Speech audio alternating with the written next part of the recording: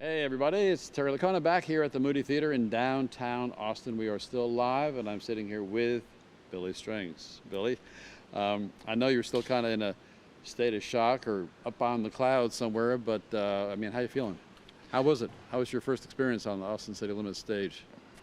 That was amazing. Yeah, I'm really kind of blown away. You know, there was a lot of love in this room here tonight, and it was only like 10 minutes ago, so. Yeah, you're still processing. Where did everybody go? You're still processing. They were just here.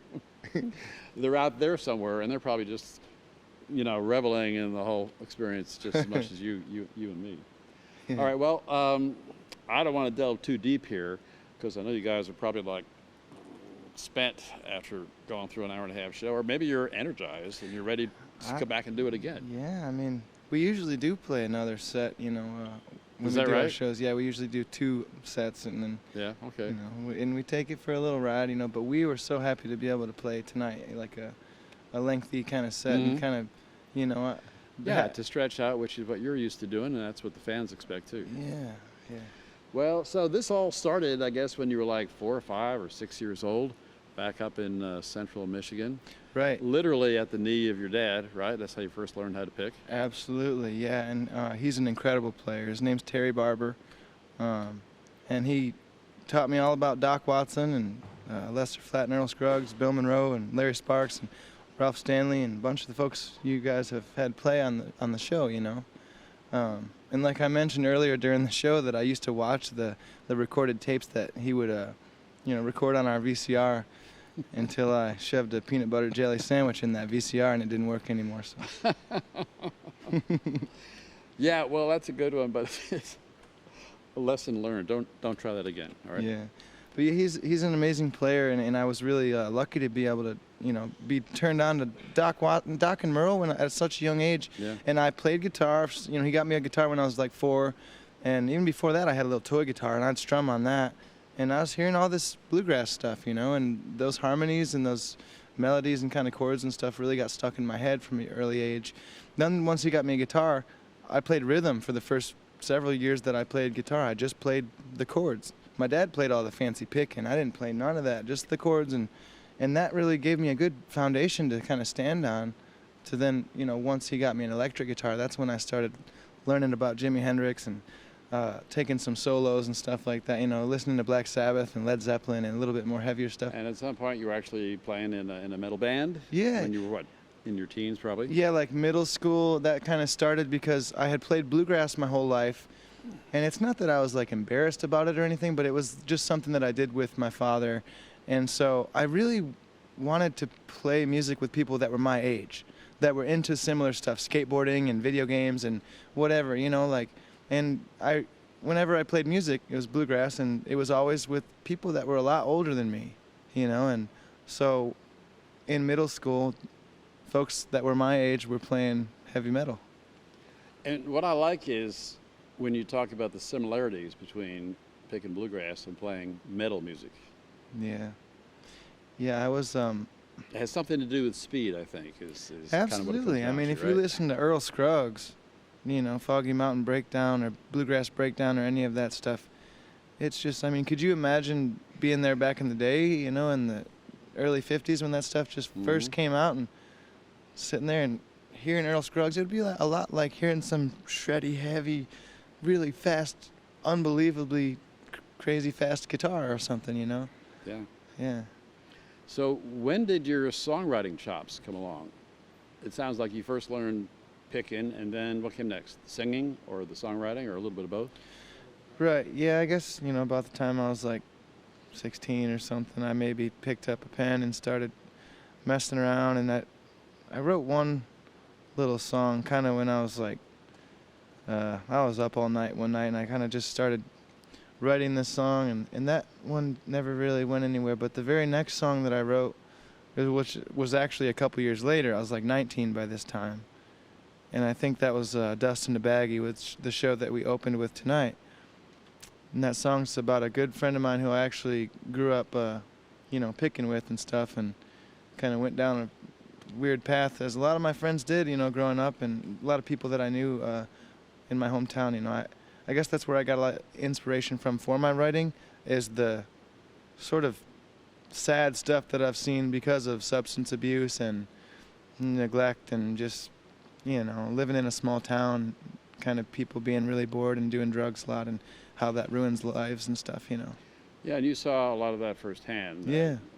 And you experienced some loss in your life, but it was also, in so many ways, the best years of your life. Absolutely. I wouldn't trade a so mile. So many great memories.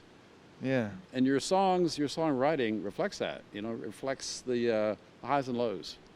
And I think that's what makes you a good songwriter, as well as a great picker and a singer too, is your songs tell stories. And that's not easy to do. Well, thank you so much. There's a lot of honesty in there and a lot of personal stuff that's honestly kind of therapeutic for me to put it in there. I mentioned something away from the mire tonight was really I wrote that song. It's like, okay, I got to write a song. So, I was really just mad at my brother, and I sat down and started writing. But the song ended up being this kind of, thing like let go of the past, and let go of all the pain from all that. And like I said, I didn't kind of realize that I needed to listen to those words myself, And it's weird how music's, very therapeutic like that, and it's. Mm-hmm. Not just for you, but for the people out there. Oh, because it means something totally different for them. That's the other thing I love about music is like it's, the lyrics are always open for interpretation, like by the listener. That person's got something else going on in their life that's totally different from what I had going on when I wrote that song. But somehow, sometimes little things relate, and that's when you really touch somebody. And there's that little bit of magic that music has that we're all kind of wondering how to achieve and wondering, what is that? What is that in music that can make me bust out laughing or shed a tear? Like. Speaking of them, namely the fans, the audience, makes me think of the live shows. And you've said that the live show is really what it's all about. Yeah, like we love making records, and I feel like, I'm getting a little better at that. Just being in the studio and with the guys, this upcoming record was really cool to be able to write with them a bunch. And, we lived in a cabin for a week and kind of wrote a few songs together. Hide and Seek we played tonight. The four of us wrote that together, and that's, I think I was like watching some The Doors documentary or something, and they were like, yeah, we always wrote together, I was like, I want to write with my guys. And also to encourage those dudes to get, some royalties coming in, just, hey, write, Yeah, it all adds up. Yeah, for sure, Mel. Well, there is definitely a chemistry among you guys on the stage and between you and the people out in the audience. There's a magic, that just happens. And that's the great thing about live music. I don't know what it is, man. People just, like when I walked out on stage tonight, I was really nervous. And I have anxiety, and I was like, oh, man, and walk out here and everybody, I kind of see a few smiles and a couple people I recognize from shows before, and I just take a big deep breath, and it's this big cool refreshing breath that I hadn't been able to have for about 15 minutes before the gig. And then as soon as we start playing, it's like that all goes away, and it's replaced with this beautiful feeling of freedom and everything but anxiety. It goes away. It's Billy, amazing. I've seen it happen a million times on the stage. Yeah, people get nervous because they know it's something special, and they're not sure what to expect from themselves or from the experience. But once they get out here, it takes minutes or sometimes only seconds for it all just release. That's exactly the way to put it, because I was thinking that it's like, this is really special. This is historic. This is Austin City Limits. I used to watch this when I was a kid. Stevie Ray Vaughan played on this. Like thinking all that. Willie, this is Willie's house, Yeah, and in so many ways. And just like, wow. Thinking about all the amazing bluegrass musicians, Bill Monroe and Ralph Stanley and Larry Sparks and all the stuff that is happening. I've watched YouTube videos of Austin City Limits of those bluegrass guys so much growing up, Man, it's just amazing. You guys have had some good old-fashioned little picking parties. Well, we really have. I'll tell you that, and man. You're keeping up that tradition. Oh, well. Well, just a couple of quick questions before we wrap up. One being, what did you do during the pandemic for the last year and a half? You must have gone crazy or close to it, not being able to get out on the stage with everybody in front of real people. Yeah. I got some songs together for an album, which is great because I'm always procrastinating and feeling like really terrible about myself for not like writing a song every single day. A great song, you know. I go, and I guess that's almost a little sarcastic in itself because there are times where I go months and months without writing a song. Right now I haven't written anything maybe since we got out of the studio, you know, in January. What month is it? I believe it's July now. See, yeah. it goes by so fast and I don't know. And then I start feeling like really, I hate myself so bad. Then I squeeze out like 10 songs and then there's the album. Mm-hmm. You know, As long as it comes out sooner or later, you know. Yeah, but during the pandemic, I worked on my cars a little bit. I started wrenching on my old Chevelles, and I was bass fishing a lot. I went fishing all the time, and I still do. I'm going fishing tomorrow with a good friend right down here in Texas because you guys got giant bass. Oh yeah. And I'm not sure if this is bass season or not, but I guess it must be. yeah, They're out there. we'll get them anyhow. and so a lot of fishing, and man, it was like a good little reset because we were going really hard touring. You know, for pretty much the last 10 years, you could say I've been playing almost 200 gigs a year. I mean, I think 2019 we took it maybe 180 or so, and this year, who knows what we're doing this year? I mean, we're just getting back on our feet. But I think it was a good reset for you and a lot of other people, and now it's time to get back. oh and man, everybody's got. and I feel like coming we on were strong. taking it for granted. Yeah. I feel like we were taking Yeah, it there's for a lot of that too. A lot of that too. So, what was it like when you found out that you would have won a Grammy for the best bluegrass album of the year? I mean, that's pretty heavy when you think about it. Yeah, I don't know. It was just unbelievable. And now that I've had some time to process it, when it happened, I'm just like, I didn't really know what to think. It's like, wow, you know, thanks. What? But now that I've had some time to process it, and I've been in a few like little studio sessions and stuff like that, I think what it's done for me is given myself a little bit of confidence in myself. And that's, if anything, that's great because, you know, now when I'm in the studio, instead of just kind of sitting there and being, you know, I'm just going to let the producers and engineers and everybody kind of do their thing. And, you know, I'm the one that's kind of speaking up saying, no, I believe that should be triangle right there. And I feel strongly about that. And It kind of validates what you've been doing, you and your band and the producers and engineers behind the records. Right. You know, and it's the fact that those Grammys are voted on by your peers. That's exactly It's not just right. a popularity contest. Yeah, like, because I'm always kind of doubtful of myself or whatever. Kind of, I feel like a lot of artists, you know, feel that way. But that was, like I said, a little boost of confidence in myself. That, I don't know, it just feels good to. Everybody always tells me all the time, "You're doing so great." And it's like, well, thanks, man. You know, but I never really tell myself that much. I do sometimes. I will tonight. When I go to the hotel after the gig, I'm gonna look in the mirror and say, "Man, good job. You did on Austin City Limits tonight. You know, you did good." That's all that kind of taking care of yourself and loving yourself I was talking about earlier. Mm-hmm. Kind of important stuff, you know? Yep. Because I don't know. I feel like I've like not always You loved got to feel myself. it inside, really, in order to really feel. Yeah. And if you take the care of outside. yourself, then way you can take care of others too. Yeah, You know, exactly. you got to put your little It seems mask so on obvious, first. but it's not. I know. You have to work. You have to work at that. Anyway, one last thing because it's a sweet story. I saved it for last, and that's how you got the nickname Strings. Yeah, my Aunt Mondi. It was way back, 6 years old or something, 6, 7 years old, and you'd see me sitting on the cooler, picking along, trying to hang out with my dad and his buddies playing bluegrass music, and I'd try to be playing the chords, like I said. By the time I was 6 and 7, I probably could hang on a few. Salt Creek, Long Journey Home, Beaumont Rag, stuff like that. I could play the chords to it, man. It's fun.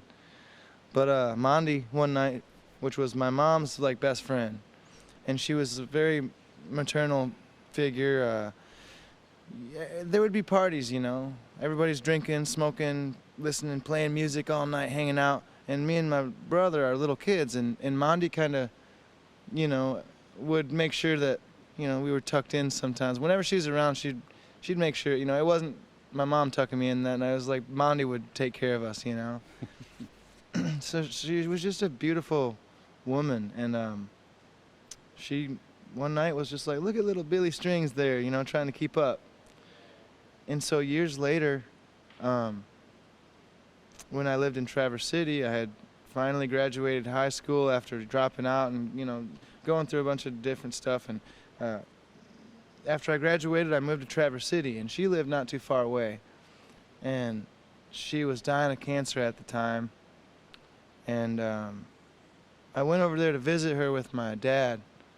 And she had been laying there sick all day. You know, when we got there, she's sick. You know, she hasn't been up all day, but she got out of bed when she realized we were there. And it wasn't long before the guitars came out. And then, you know, we start jamming and we're playing these songs.